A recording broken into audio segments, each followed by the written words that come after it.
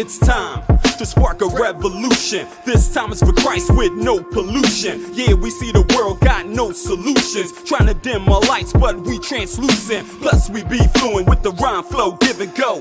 MCs and DJs, here we go. Producers on the beats that's about to blow. It's the Christ Revolution Music Radio Show. You are locked in now with a special artist-to-artist interview with B.E.R.I.D.O.X. Don't touch that dial. It's about to get good. Everybody, man, we have a special show today. We got in the house our bro D.R.D. What's going on, my brother, man? What's going on, my brother? How you feel, sir?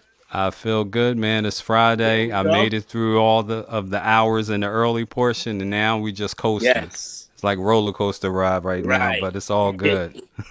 That's so a good welcome. day. Absolutely, man. Absolutely. Welcome to the show. Well, man, thanks for having me. Definitely. We look forward to having this conversation. You have a history and just a track record of being blessed to be in the music industry as well as doing films and different things. So we're going to cover a lot of those different elements as we go into the interview. But we'll start off with your background, your upbringing. Because sometimes that is the foresight of us seeing how did you get here? Because a lot of people want to be in different positions and roles, and they don't really see how it all comes together. And it also will paint a picture that everyone don't have the same start, but they can still end up there. So it's always cool to hear those stories. So how was your upbringing in your background? Well, my upbringing was very interesting, I should say. You know, Okay. When you're younger, you don't understand what's going on in your life, you know. But Yeah. if you continue on pushing forward, you'll start getting some answers eventually. True. And, you know, I come from a rough background, you know, born and raised in Brooklyn, Brownsville, you know, so it never really was an easy upbringing far as leaving the house and going wherever direction I was trying to go. Yeah. You know, I ran into everything you could possibly think about that's not right to do. Yeah. And I also ran into opportunities and things that looked like it could be the right thing to do, you know? And it was just a question of choice. And most of my time, it was always about, you know, okay, what excites me, you know? So, you know, as a youngin', you go through phases, you know, you say, hey, you know, I want to do this. I want to do a little bit of that. Or I want to grow up and be this, you know? So, you know, I was very blessed, I could say very young because, you know, God always played a role in my household, you know, through my mother and through, you know, through my household. And that was one of her things. She always was trying to like teach her kids how to pray, how to believe in God, you know. And like I said, when you're young, you might not catch the whole concept of what she's trying to get you to think and move off of. But, you know, after a while, it all started hitting home, you know, because you start getting into things, you start doing things. So I say that coming out of Brooklyn in those days and that time, that was really hard. Yeah. But I made it. You know, that's right. God be the glory. I made it.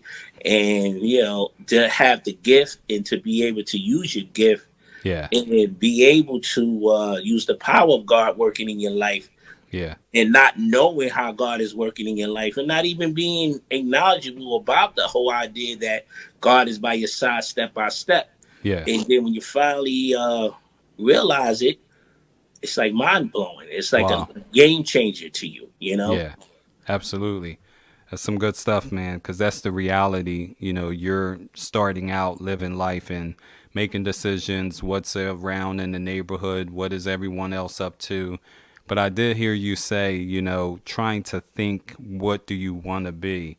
So when you were growing up, did you know what you would want to be? Like, did you already have something in sight in your mind?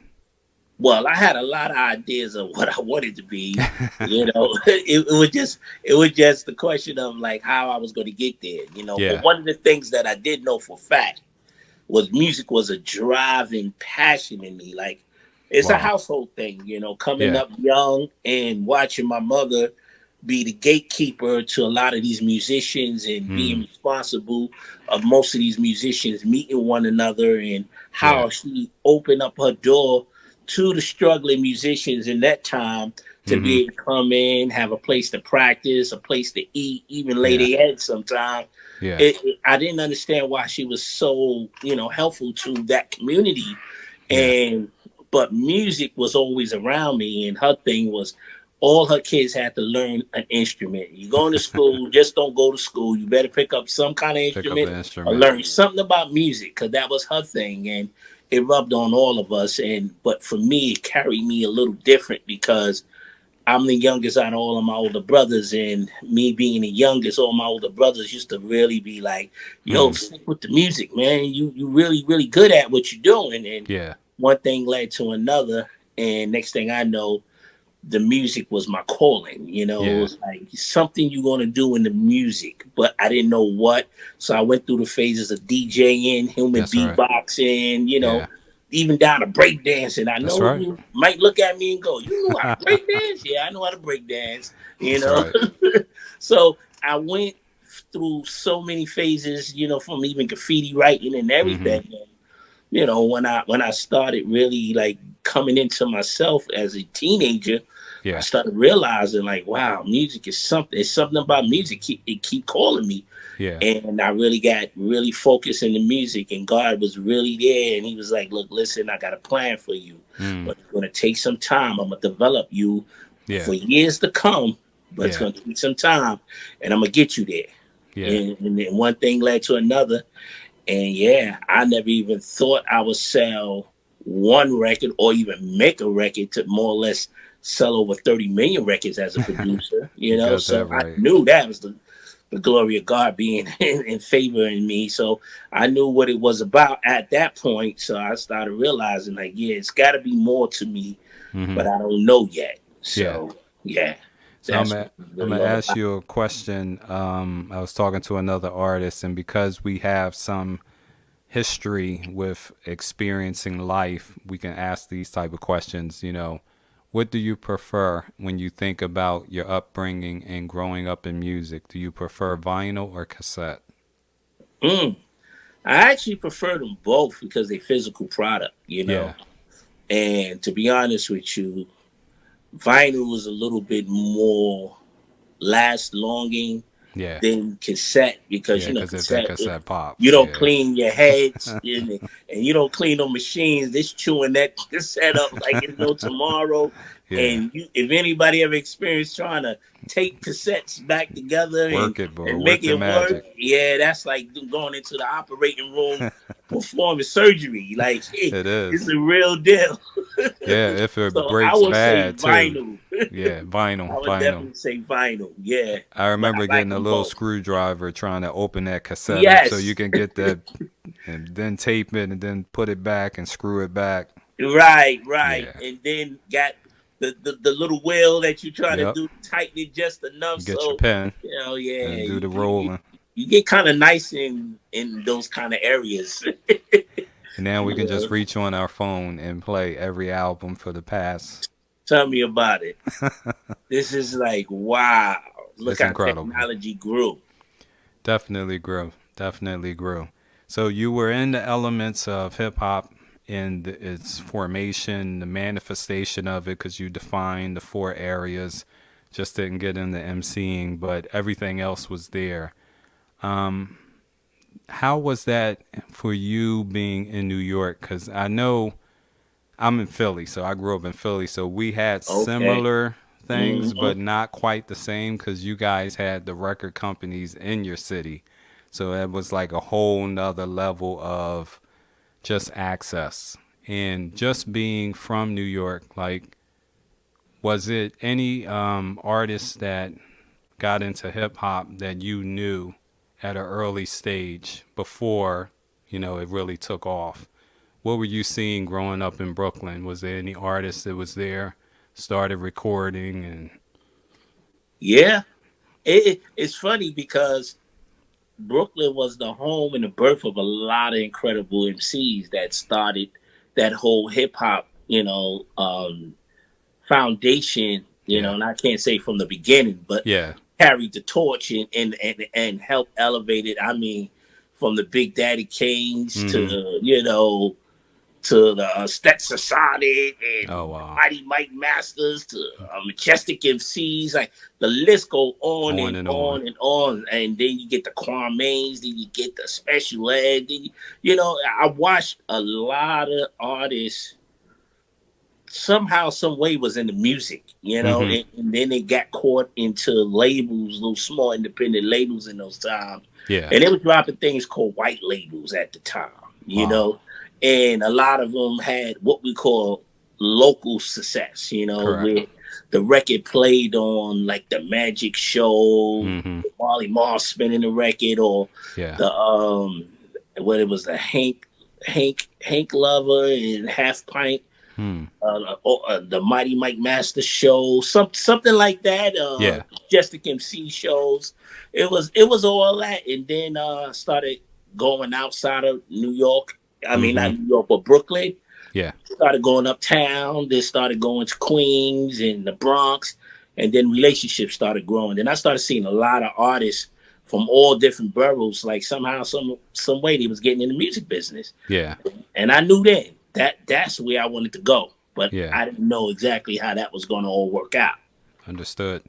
So when you started playing instruments, were you thinking more I would be into R&B, I would be into versus hip hop?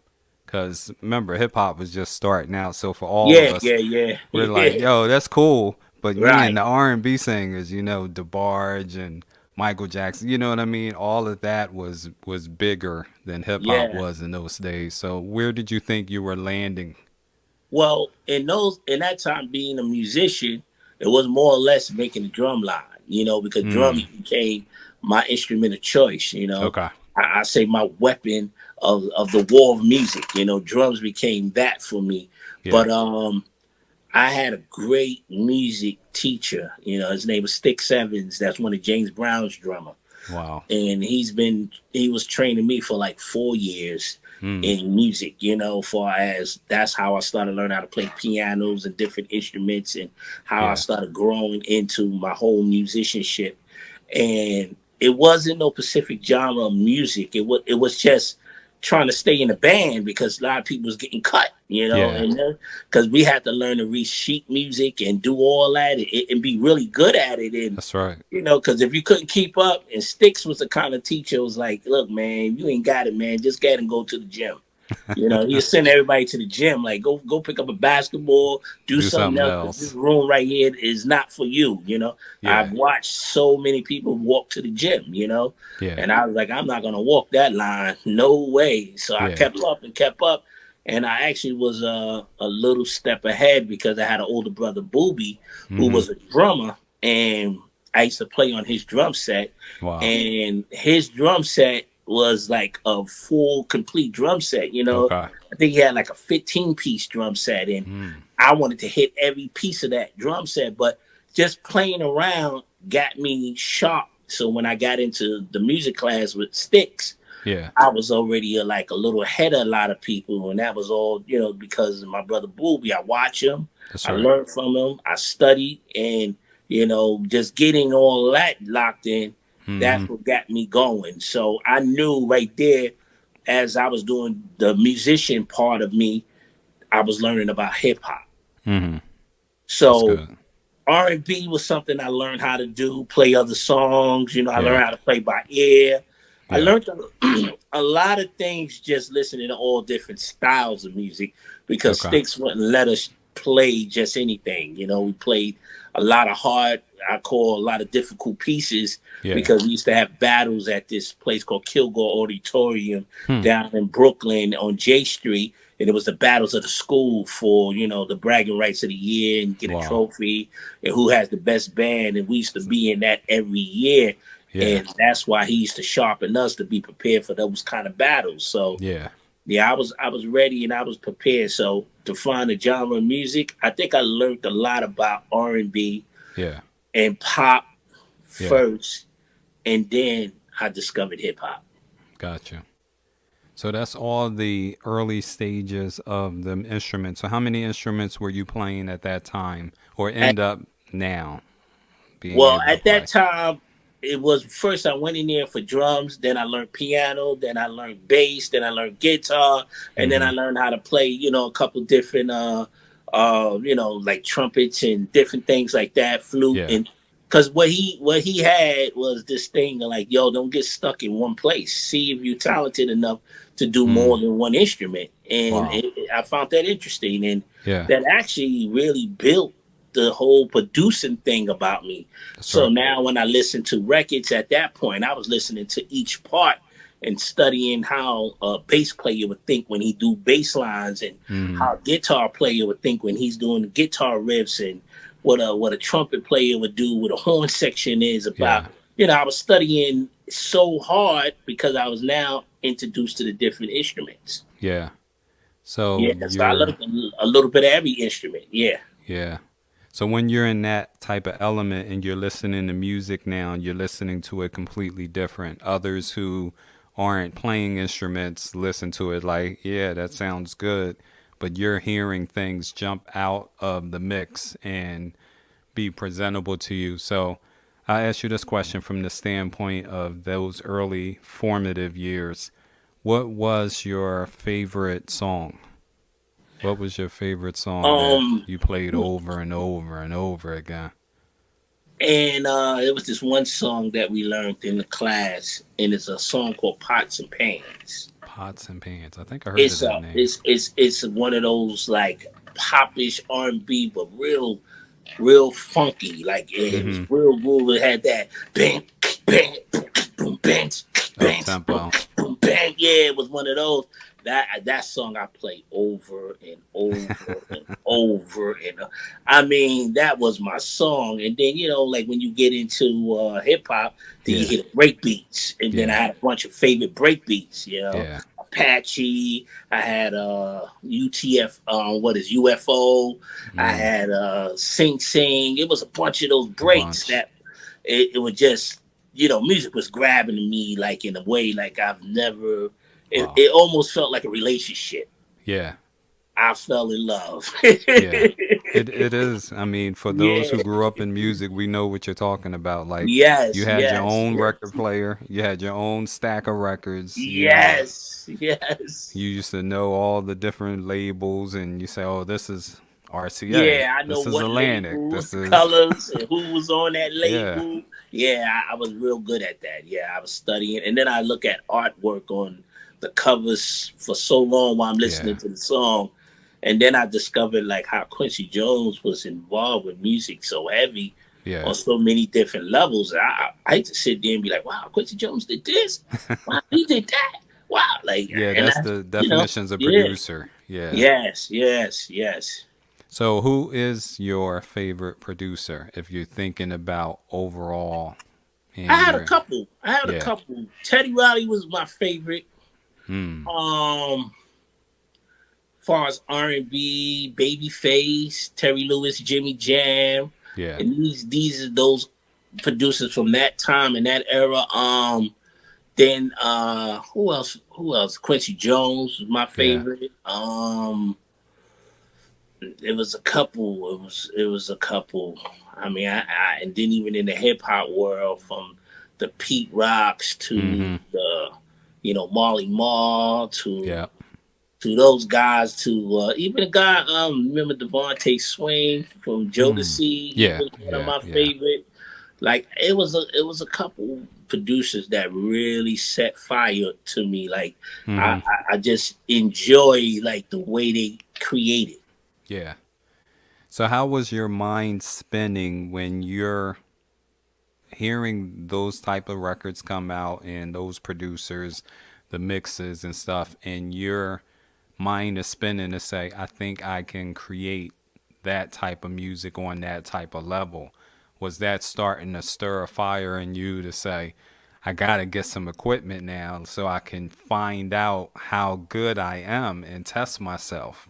Was those some of your feelings? It was a lot have to do with, I say, learning. I was doing more learning from these people. I was like, wow, these guys got their craft down. Like, cause I didn't know what they was doing. Like, I didn't know how they was even laying tracks. Like I didn't know how Yeah. tracks was laid Yeah. and stuff like that. But they motivated me to try to find out. So that's when my internship started happening, where I was going to Z Studios in Brooklyn and interning there and Yeah. trying to figure out like what a What's studio going was on? about.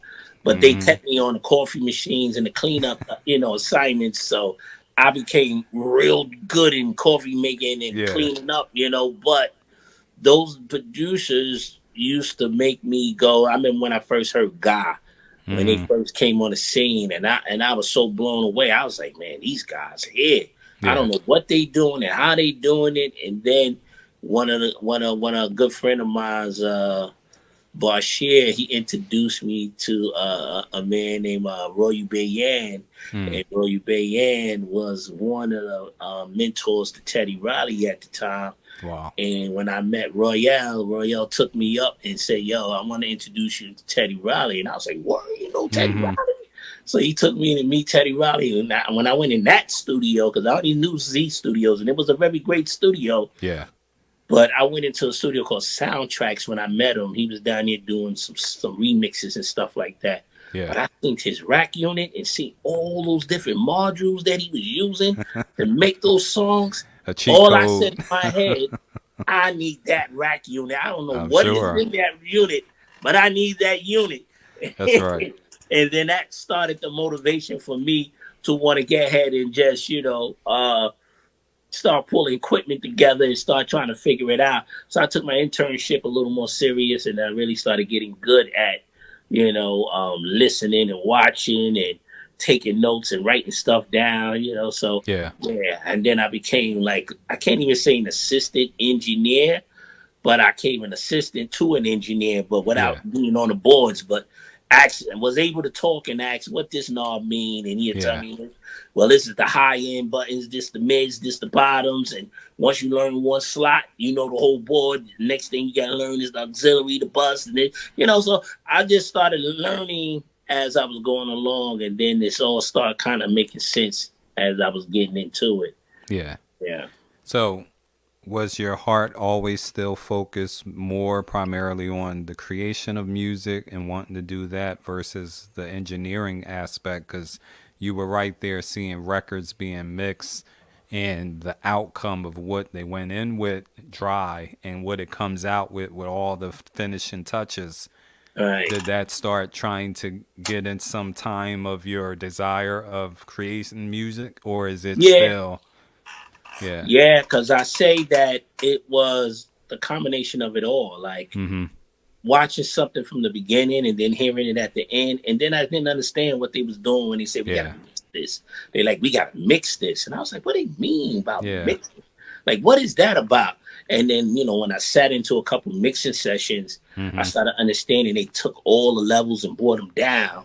Then start raising everything up one by one, and then they pull the vocals up at a certain place, then start putting everything up under the vocals, and so I just started understanding. But then they had this thing called the reel at the time. We had slice tapes, so they showed me how to slice tape and set things up, and I was learning the real stuff, the real recording industry. I didn't even go to school for none of that, Nah. So that was hands-on, experience. That's why I knew I was blessed then, and I knew it was destined for me to do that. So becoming an engineer was something I wanted to become, and then learning like how they was making the production and the producing. I wanted to be a producer, and then I also wanted to rap, because I DJ first. I human beatbox, then I discovered that I can write some words. So then I wanted to rap, and I think I wanted to just be down because it wasn't even about making a record. It was just like, I just want to see if I can do what these guys can do. It wasn't like I was looking for a record deal or nothing like that.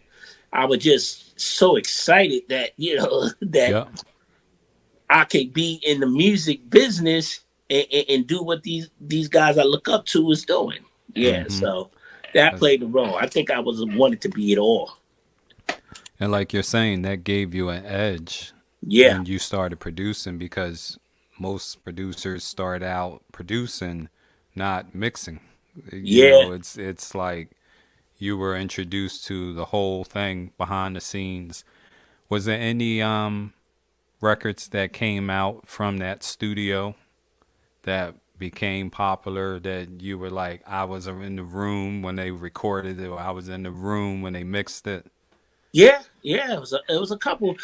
See, what happened was that studio birthed a lot of like Cyndi Lauper type, Wow. Madonna, Debbie Gibson, Mm-hmm. all the pop stuff. The pop. I started learning to understand pop music a little different because that's where Z Studio was really like known for all the big pop records. At that Gotcha. time, it was the producer Fred Czar. He was like Hmm. this real huge pop producer, and my brother Mr. B. He was like his go-to guy on engineer. Then you had Jeff and Peter from Family Stand used to be in there creating their music. And Mm-hmm. it was the home of them pop big record guys. Yeah. And I watched a lot of that stuff start, and then I watched the ending results of all that stuff, and I was like, "Wow, Yeah. that's amazing," And then I see how the plaque came in and they hung it on the wall.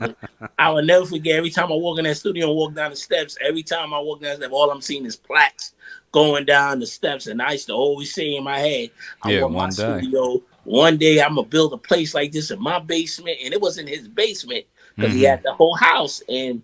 Mm. He had the plaques going down the steps. You knew he was going into a studio, and I Yeah. said, if I can just get like something like that going on, and I didn't know where them plaques came from. I thought they Mm-hmm. made those things and just put them on a wall or something.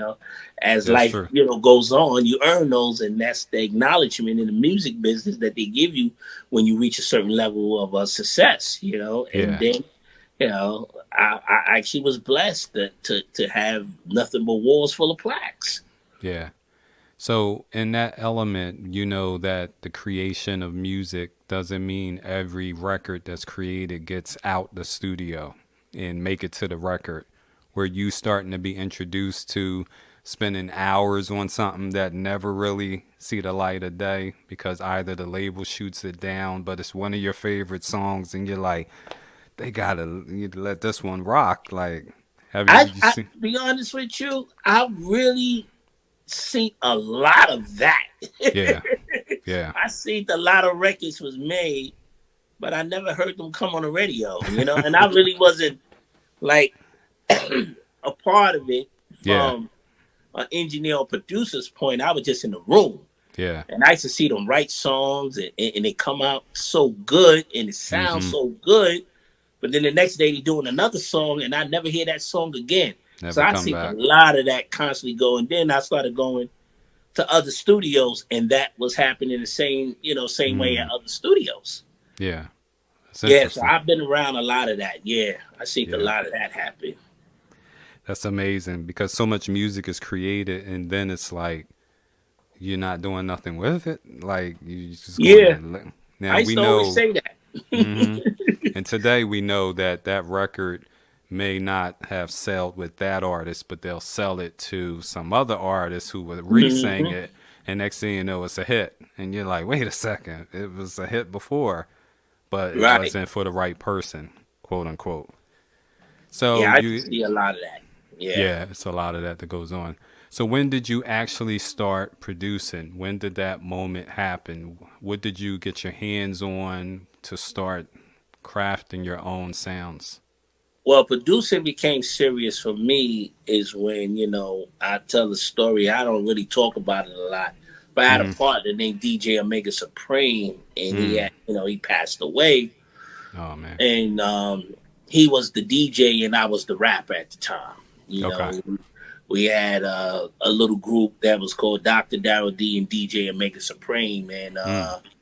that was our little combination. But when he passed, I kind of felt the dark space, and I went into a Yeah. dark space. I didn't really want to do music like that, Yeah. And the gym teacher, Miss Baker, she Hmm. used to come around and check up on me because she knew how close me and this Yeah. guy was.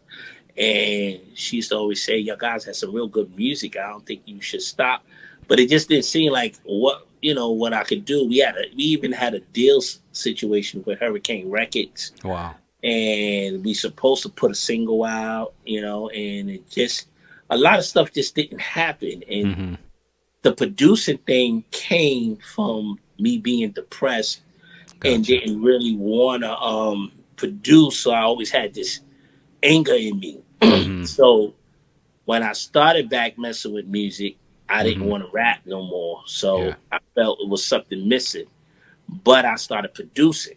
Mm-hmm. So this is why the music started becoming hard. You know, Gotcha. that's when I started making all that, gangster kind of beats and Mm-hmm. all those hardcore, because I was in a dark place at the time. Gotcha. And that's when producing started kicking in. And then people started telling me, oh, you got some nice beats. You got some nice music. Mm-hmm. And next thing I know, one beat go out the door and it gets with someone else. And then it gets with someone else. And then get with someone else. And for Yeah. years and years and in and out. And next thing I know, that's what I was doing. I was Yeah. producing. What equipment were you using at that time for the early stages? My early stages had a history of my first machine. I could be here all day telling you this story. I, I traded my first machine for a pair of blue and white Pumas and a sheepskin coat. And the first machine I ever got my hands on was called the Sonic Drum. And Wow. that's this black box with 4 gray circles and comes with plastic drumsticks. Wow. And my little nephew, he had a blue radio that he broke. Mm-hmm. And for somehow, some way, they thought the radio was damaged. And I asked them, "Can I have the radio?" They gave me the radio, Mm-hmm. and I connected wires together to have the Sonic drum play out the speakers of the little blue radio, and that was my Mm-hmm. first setup. And then from there, I got a Dr. Rhythm, then I Yeah. got a TR-909, then I got a DD1 Korg, and then I Mm-hmm. discovered the MPC 60 Mark II. First, Wow. before the Mark II, I had the MPC 60 when they first Mm. made it, the Yeah. Roger Lynn edition by Akai. And Yeah. then I got the MPC 60, and it was called the Mark II. That was the second version of it. Mm-hmm. And it was history ever since then. And when I got those machines, that's when the producing of DR really started developing up. So were you more or less sampling, or did you have something to play keys into? Like, how were you crafting some of the early sounds? I did what we call replays, Okay. because at that point, mind you, I'm a musician. So Yeah, that's what I mean. I You could got the listen to edge. a record, and I didn't really, because the machines, when it was sampling time before I got the MP Yeah. C60. So after experiencing that and now starting to get more into, because you're Hmm. saying beats are going out the door now. Right. So it's starting to invite you into different elements where people will want to have you produce, and you'll have a bigger opportunity because this label has this artist signed to them. Because it's hard for us to go through everything you probably experienced, but what was the most exciting time when one of your beats got picked up and it became something that blew your imagination from the standpoint of how far it went? Like one of Well, those special ones. it's funny that you say that, because I never had like a specific time where I Mm-hmm. was doing it Yeah. a certain way. You Yeah. know, like I discovered that I was making records when one day I'm in the car with my parents and my Mm-hmm. brother, and the record came on the radio. And Mm. the record came on the radio.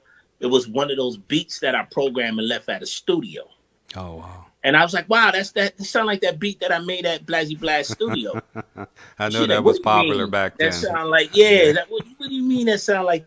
So when I started hearing the records, I started realizing that, okay, something is going down. And Yeah. now that I know that it's going down, I started understanding, like, wow, what I program people will use. But I used to just Mm. leave it on the machines just because the machines was like the way it was set up. They had the machines on. I was so Yeah. excited to hit a new machine, You just make a load it pattern, up. and leave. Just leave. Yeah. And didn't know that when people came in to do sessions and they hit play, they That's was right. hearing that beat pattern, and then they end up just adding on to the record. And that's when I started realizing that I was doing something. Co-producing. Yeah, You didn't I even didn't I know. didn't really understand, Hmm. what it was growing into. But Yeah. I took that whole situation and turned it around. And then when I started explaining to my mother, then my mother started explaining to me what it was going on, and then she introduced me to Abby, and Wow. Abby was like the manager, Madonna, Debbie Gibson, and all of them. He started explaining to me. He was asking me Hmm. all these questions. What studio you went to? What record you did? And this and that. Yeah. And I was like, I don't know. And I'm telling them this, that, and the Yeah. third, and Because so you're trying to go off of memory, and you probably been in so many different yeah, because studios, excited about the equipment, and you there just, you go. Being in there playing around yep, and messing around and making making hits. patterns and drums. And that's when I started getting the excitement. Like, wow, that beat that I program at that studio Yeah. is so crazy because now people are using the beat. And Yeah. then ever since then, I kind of started learning a little bit more about what I was doing. Yeah. And then The I started business. being careful. Yeah. Hmm. Yeah, that's true.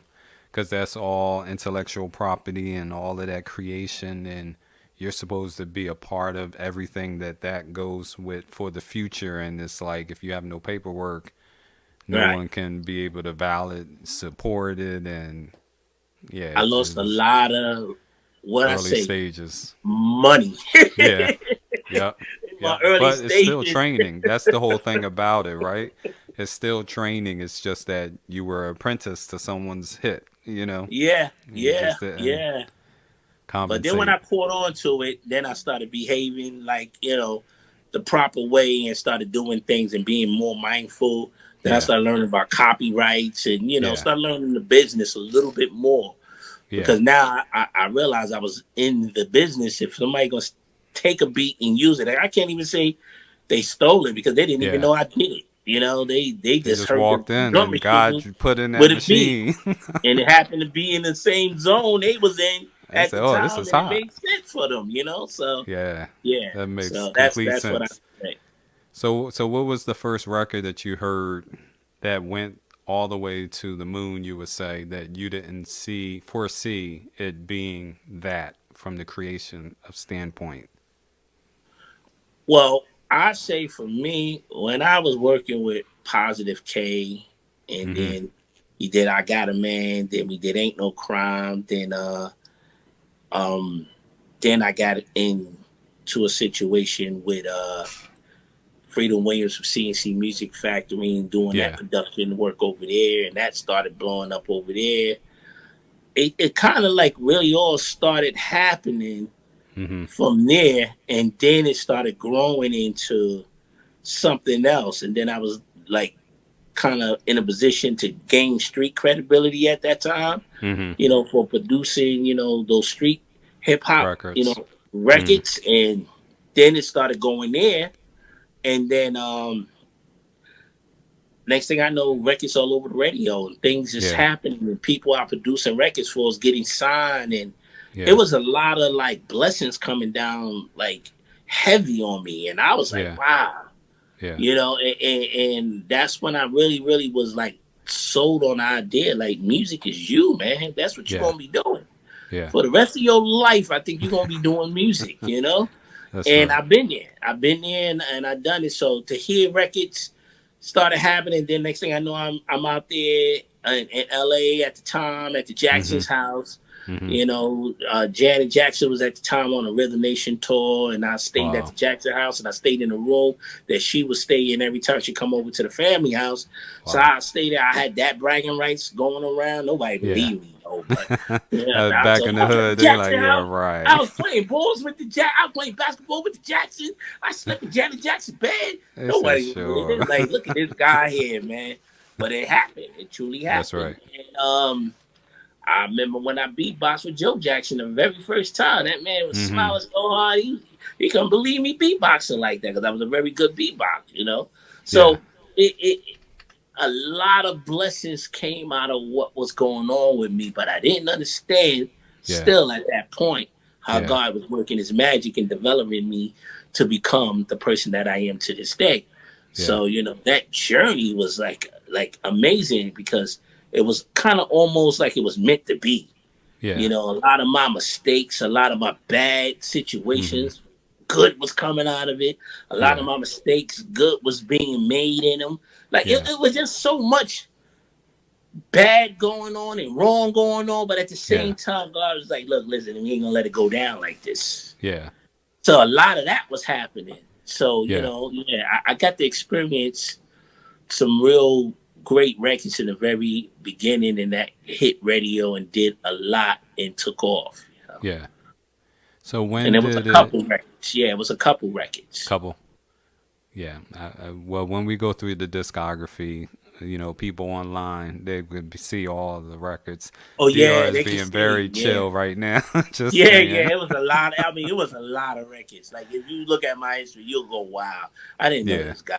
This is the one man band doing all this stuff for all Mm-hmm. these people. Yeah, but that's how it was for me. Yeah. And like you were saying, God's hand was still on you, even though the content may have not been glorifying to him. It's just that that's where you were in a creative state. And even with Mm-hmm. all of the different challenges, because I'm sure it gets even more complicated. I've seen another interview you were talking about when you're working with this camp, another camp can be offended by you working with that camp and is trying to mess Yeah, up deals and opportunities. And it's like, why is this so complicated? It's just music. And it's like to yeah, others, yeah. it's not And it just was music. serious. Yeah, Yeah. because one thing I realized is that through the music, because when I had to think about it, I went into silence when I said I'm not gonna rap no more. I'm not gonna even Hmm. be doing this rhyming thing or whatever because Yeah. of my experience of being that and then losing my best friend at the same time. Yeah. So that put me in what we call a real dark place. Hmm. But God said, "Look, I'm going to develop you and I'm going to bring you back to it." And Yeah. all these years, and even though that the content wasn't glorifying God, Hmm. he was designing my craft as a producer, as Yep. a marketing person, Yep. as a creative person, and Yep. all the great things. Because he said, the time that you're going to open your mouth Hmm. again and speak, you're going to have a reason to talk. And that's why I tell everybody, some people be like, "Yo, why all of a sudden you rapping now? Or why you, I'm seeing you Yeah. making records." I said, "I got a reason now. Because Yeah. God get the glory in everything I do now from this point Yeah. on. Yeah. So it's different for me. And then, I always use it as like a boxer in the ring and he's swinging, and he out of breath. And did he Hmm. get that second win? And did Yeah. he go super hard and then start winning that fight? Yep. That's what I feel God did for me. He gave me that second win. It was like, look, now let's go. Amen. And I was like, wow, God, all these years you was developing me. Wow. So let's get into that. Let's get into when did you get to that? What happened for the moment of you to say, God, I'm ready. I'm ready to shift. I feel you pushing me to this way. You're leading me and guiding me this way, and to slow down on all, because I can look at your discography and I see there was a pause period Yeah. of you probably just maturing and growing in God. So for you, Mm-hmm. what got you to that point, and then you can explain it from there because you lived it. Because what's been happening is that what happened is that I've been in Brooklyn all my life, right? Hmm. And for a person that born and raised in Brooklyn, I started going to church, Yeah. and I went to a church. I was invited to a church, and the first church that I went to that hit me like that was Hezekiah Walker Church, right Okay. down here Okay. in East New Yes. York, right there. Hmm. Yeah. So I went into his church, and mind you, me walking in, I've never felt that feeling before. I said, Hmm. "Wow, there's Presence of something God. different about this." Yeah, I said Yeah. something different about this building, and then I started noticing that I kept telling everybody how exciting church was for me. Yeah. Everybody like, "Yo, man, you bugging out, man. You talking about church, man. Church." Everybody giving me their philosophy about church. Of I course. was I was hearing it, I was dealing with it, but I think the real transition happened is the day when I went and got saved. So I left Brooklyn. I Yeah. moved out there to Atlantic City. Then Okay. I stayed out there, and then I went to another church with Pastor Woodrow McKenzie, right? Hmm. And when I went to the McKenzie Church, that's when I became a part of something because they embraced me They brought me into the brotherhood, and I'm going to a couple of brotherhood meetings and listening and watching these brothers, and what they was giving me from the day when I walked in, they gave me that every time I seen them, and it never changed. Yeah. It never shift. They never made me feel uncomfortable to not come back. It was a real solid situation. And I think what really happened is when I got into that process where I was kind of confused of what I want to do. Yeah. Where I got to a point I didn't want to make records, so I just started focusing on product placements where if you're familiar with publishing, you do the submission game for TV and films and commercials. And so I just started doing that for years and years and years. But then I got saved. And when I got saved, I didn't know what that was all about. So I got saved. Then I started noticing my life was changing. So the people that I wanted to be around me so bad and keep close to me, God was removing them. Yeah. And I was like, wow, all the people I like is leaving. Yeah. You said, what is it about me? What's this all about? So yeah. the separation started happening. And then I started feeling like, you get to a place where you start feeling alone. Yeah. But then now, me feeling alone wasn't me feeling alone. God just put me in a place where I can concentrate now. That's right. And he put me in a place where I can hear him now. So my ears was different. Yeah. So when people talk, I hear people talk. But when God talk, I was paying attention. Yeah. And then he was like, well, this is what you're going to do with the church. You hear how bad their system is in the church. Wow. You got the ability to go in that church and fix that problem. So I went in there and fixed the problem of the sound. Then I started realizing these speakers was partially blown. So I started donating speakers to the church and went and bought them a nice set of EVs and turned that church until it sounded like a club. I had that place jumping. You thought you was at a club on Saturday night. You got to bring some sound. Get the subwoofers. Tell you something. And my pastor used to come to me. He's like, I don't know what you doing back here in this sound room, but you keep it going. So you were in a sound room. So I'm running the sound room now. So I'm their sound guy. That's they right. never had that before. They had some people, just fix the volumes and whatever. But after a while, I became a part of that church. And then the next thing I know, they talking about breaking ground and expanding the church and I'm out there breaking ground with them. I'm out there doing it all. Like I became a part of it where my homies like, oh, you now turned into a church boy. I'm like, well, call it what you want. That's what I am, because God is working in my life and I cannot deny it. And I ain't going to point because y'all don't see it for y'all, So I said, you know what, God, I prayed on it. I said, let me lead by example. Like, let me now become better in what I do. And music-wise, I don't know what kind of music to make. God said, look, listen, you got labels, you got business, you got production company, you got studios. Yeah. Create a new company. So Inspirational Rock Boy became the new company. And I was like, I got to find an artist. He said, no, you don't. He said, you're going to be the artist. That's right. He said, I've been developing you for over 20-something years to become this. And I was like, wow. And I was like, can I do it? He said, yeah, you can do it. That's right. And I went in there and went to work. And God said, look how many albums you got done. I have 5 albums done so far. I believe. And every week I just been putting records out. Just weekly records and loading up the system. I got a plan from the top of the year all the way to next year. I believe. Of nonstop releases and music and coming. Then I was like, God, you think I need to be jumping on stage, going to show? He said, yeah, you do. Somebody got to see it. That's right. And he said, you're not going to have to run and do it the way that you think you're going to do it. Because now is a thing of where people think image-wise, like, yeah, D, you should get your Bible, you should put your suit on, you should look like a pastor when you come out and do your performance and stuff like that. Yeah. And then I said to myself, if I do that, then who I'm going to appeal to? Yeah. And then God was like, no, this is what you're going to do. You're going to stay you, and you're going to go in places you don't belong. You're going to be around people you don't need to be around. You're going to do it so different.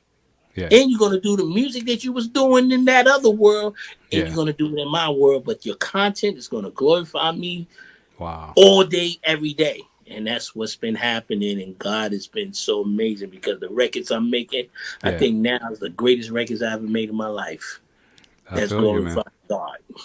I definitely feel you, man. I had So I'm spun on like, the I can't show. wait.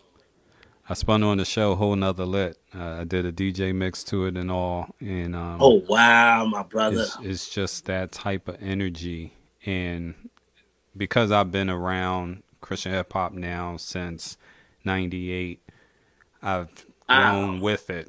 So with my own ministry and stuff like that. So I totally understand what you mean when God sits you alone and start pouring into you and telling you all of the things that you've been through is not in vain. It's for a specific purpose. And now you're actually living out the purpose. And then that's why you said you can reflect and see, even if bad things was going on, some way, somehow, God was keeping me.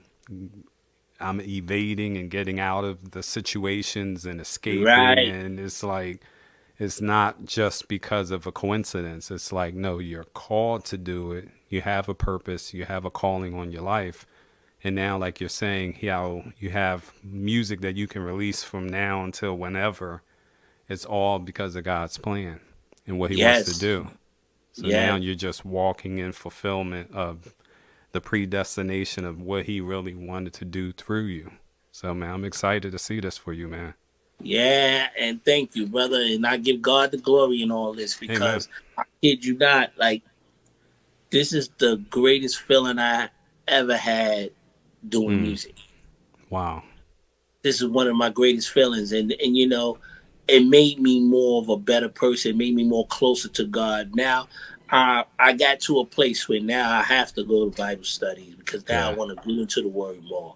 I want to Yeah. be taught more. I want to know more, so I can say more to Yeah. help someone. You know, to Yeah. inspire someone to come closer to God. You know, and I know now that God put me in a position to be a leader.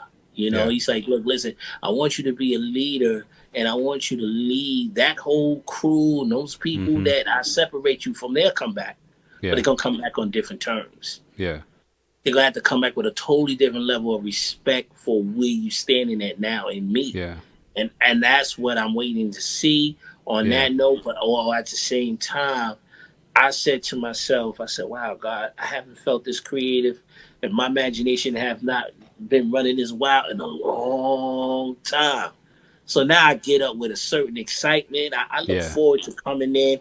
I look forward to having meetings. I look forward to Sunday service. I look forward to seeing if my homeboy gonna meet me at church because I tell him all you Yeah. gotta do is just come.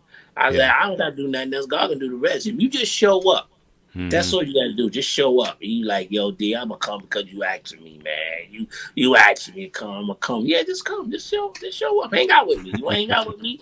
Meet me down here, you know. So that's my new way of pulling people closer to God and also through the music because right now what Mm-hmm. he has planned is amazing. It's Yeah. amazing. So I can't wait. I can't wait till I'll be I able to believe it. touch so many more people, you know. Yeah. And I knew it was going to be challenging because at first I was working in fear because I didn't Yeah. understand what was going on.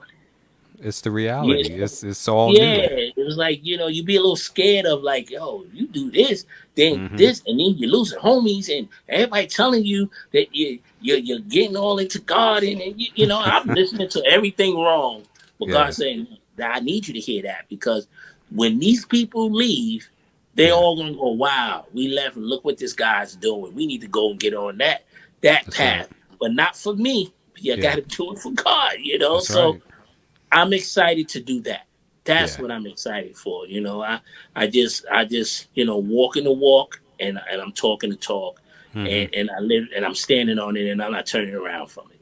That's good stuff, man. And the Holy Spirit and Jesus and God the Father is backing you up. So when I talked to a brother earlier this week, he said when God backs you up and he's behind the scenes just connecting hearts to the music, it's like you're in your purpose and it's not for Yeah. your glory. It's for God's glory because Hmm. so many people needs to be touched. And unfortunately, content nowadays in music or just the internet in and of itself is so like not uplifting. It just weighs Right. people down. And it's like, gotta have something different to hear, to liberate, to set free, to Mm-hmm. revive, to refresh, to anoint. Like, and if he's using vessels all across the world, and that's the question I wanted to hit you before we close out, is, God was leading you to start writing and stuff.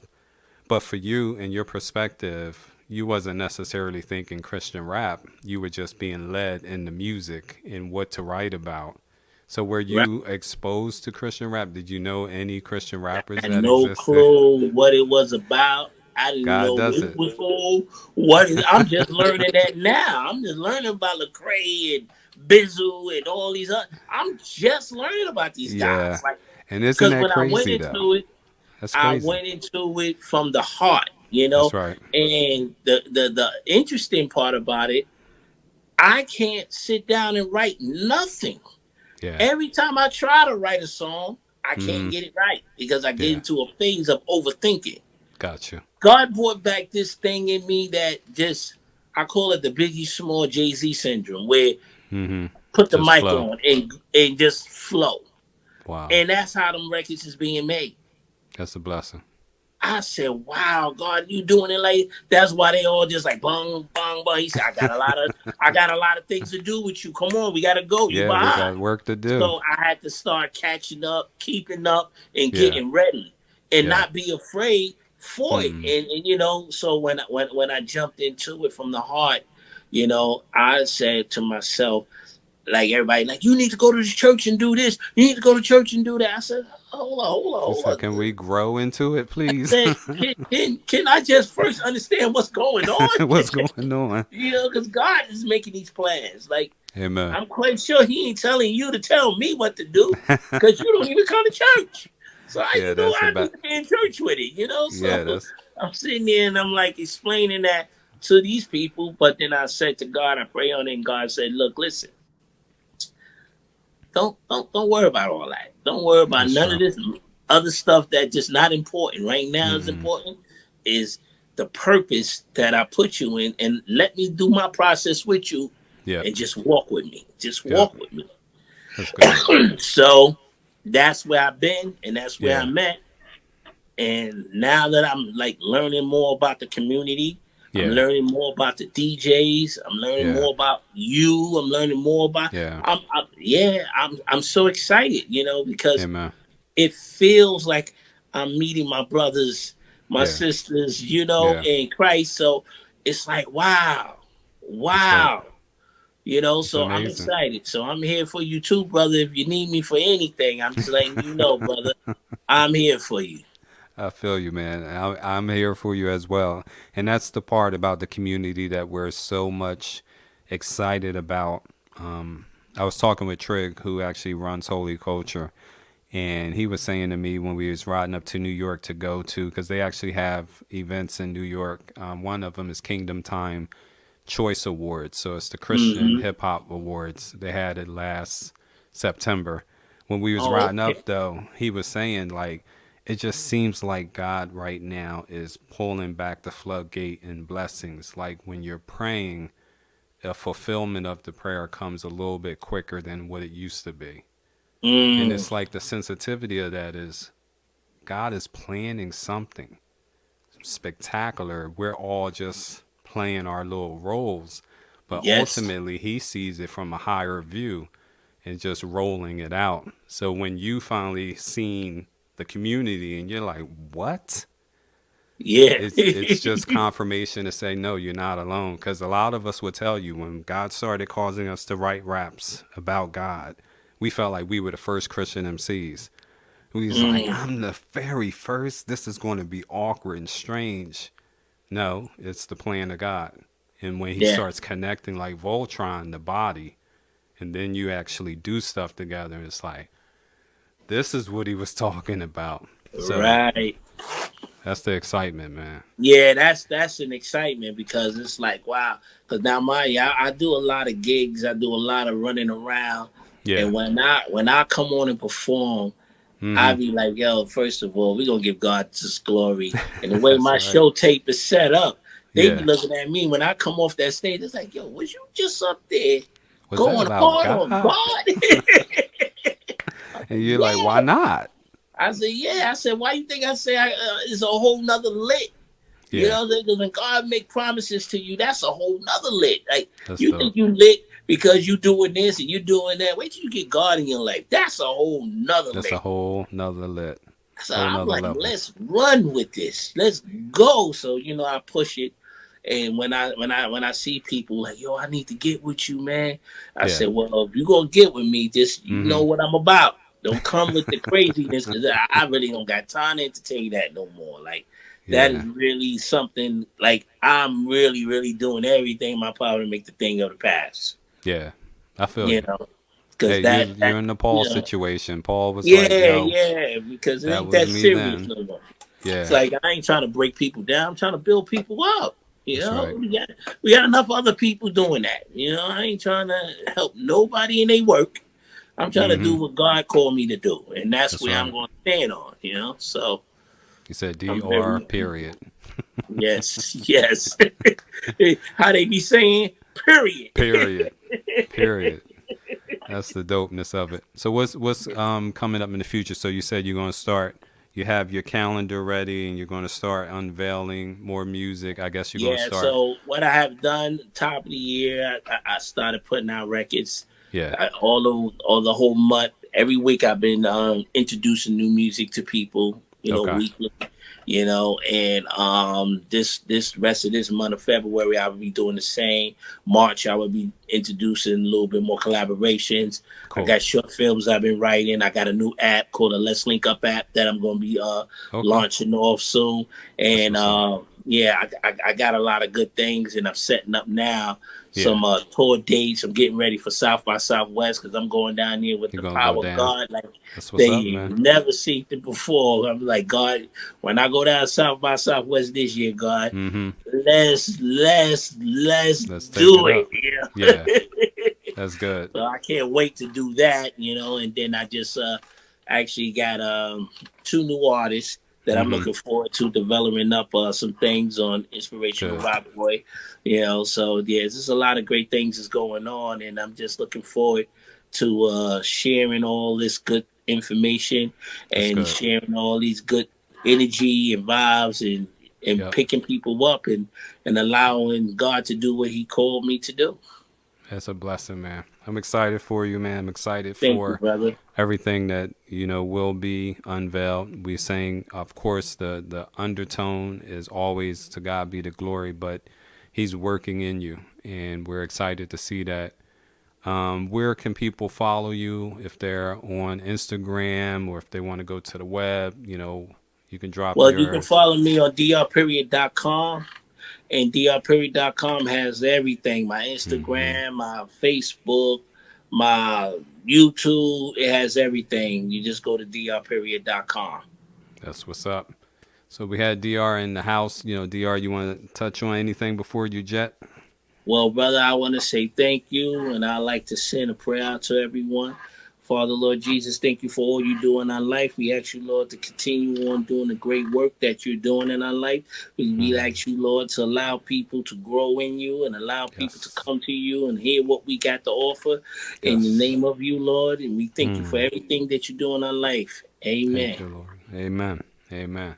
Thank y'all for tuning in. Make sure you follow up with DR period. Follow him online on all his socials, as well as add his music to your playlist, because the playlist is the newest thing. You know, no more records, no more cassettes. Definitely. On the phone, add it to the playlist, and let's go. Let's get it. Yes. Peace out. Christ Revolution Music Radio Show. Follow us on Instagram and Twitter at CRM Radio Show or Beridox 215. You can also follow us on Facebook at Christ Revolution Music. Stay tapped in.